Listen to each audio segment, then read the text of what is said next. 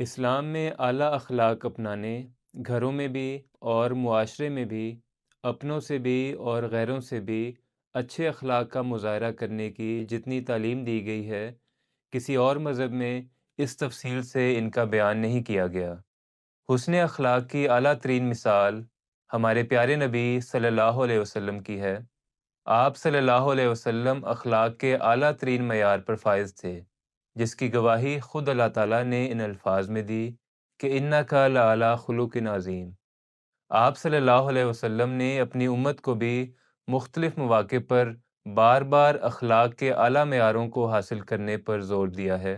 چنانچہ ایک موقع پر آپ صلی اللہ علیہ وسلم نے فرمایا کہ تم میں سے سب سے بہتر وہ آدمی ہے جس کے اخلاق سب سے اچھے ہوں۔